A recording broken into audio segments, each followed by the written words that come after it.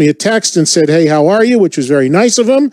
And I responded. I said, "I'm okay. How are you? Why don't you come on the air?" And here he is, Vinnie Appice, everybody. What's going on, bud? How are you holding up there on the West Coast? I'm holding up good. I mean, it's getting a little mundane, but luckily, DIO documentary movie. Right. And they came here a couple of weeks ago to do a long interview with me, and then they wanted some tapes that I may have had, like cassette tapes of rehearsals and writing sessions and things like that. So now I'm going through all these old cassette tapes. It's pretty funny on there. Have you dug out any? Have you dug out any nuggets that you didn't know you had? Dude, I found the first jam we did, Ronnie and I, with Jimmy Bain and Vivian Campbell, that we did in London, dated October 12th, 1982. Wow. On cassette? You just found that on yes. Did you listen to it? Yes, I did, and it sounds great. Viv's wailing on there, and the funny thing is how old the cassettes are, like over 30-something years old, 38 almost years 40. old. That cassette would be almost 40 years old. And they still work. Yeah. I mean, it sounds great. So what I'm going to do is input it into my Cubase and then put it on the computer so I don't lose these things. I found that. Then I found some interesting, which I didn't know I had, studio recordings of Holy Diver.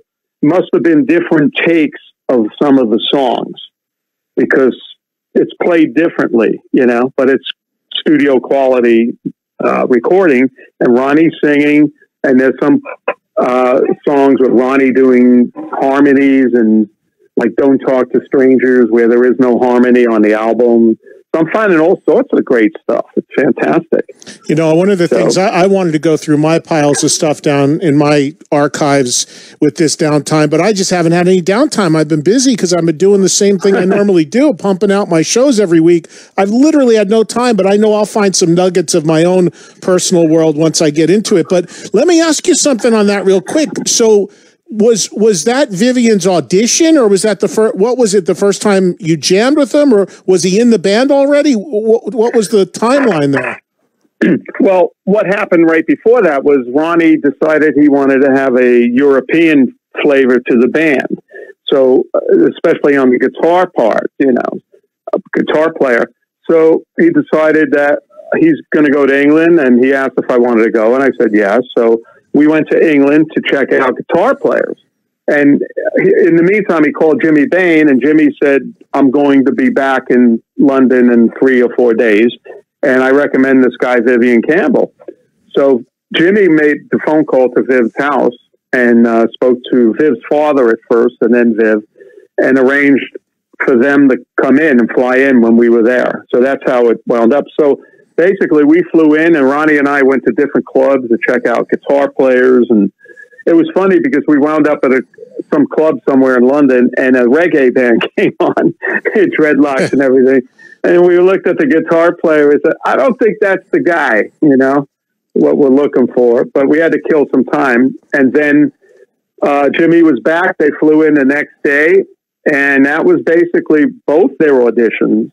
Not auditions, but just have a play together, Well, Jimmy had played with Ronnie in Rainbow, so they knew each other obviously there, but... Right. And then Viv was a new guitar player. We never heard of Vivian Campbell. And then he flew in with Jimmy, and we set up a rehearsal at John Henry Rehearsal Studios in London, and we just had a jam for about 2 hours. And I recorded it because I'm always recording everything in all these bands. Wow. And I remember we went back to the hotel, Ronnie and I. We thought it went well, and then we listened to Viv. I think we probably went out for a curry, then came back to the hotel and listened to the tape. And we were listening to Viv soloing, and it was really, really a cool... It was great. He played great. And we just thought then and there, that's it.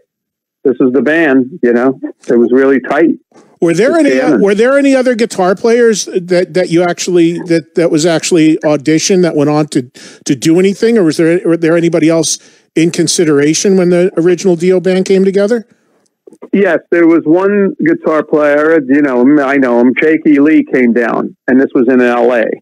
And he was great. And I don't know, Ronnie wasn't decided, you know, I don't know. He liked the way Jake played, of course, but I think at that point he had it in his mind of like getting the European flavor in the band. Right. Because he played with Rainbow, he played with Sabbath, and it was always, you know, a European touch to it.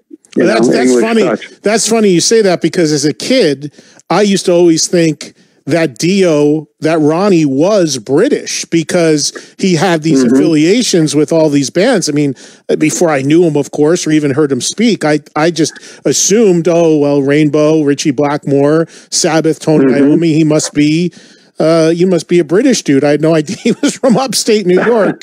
You know, I know. It's crazy. You never think that. I thought the same thing. I thought, is Ronnie from here? Where's Ronnie from? You know, I don't know. And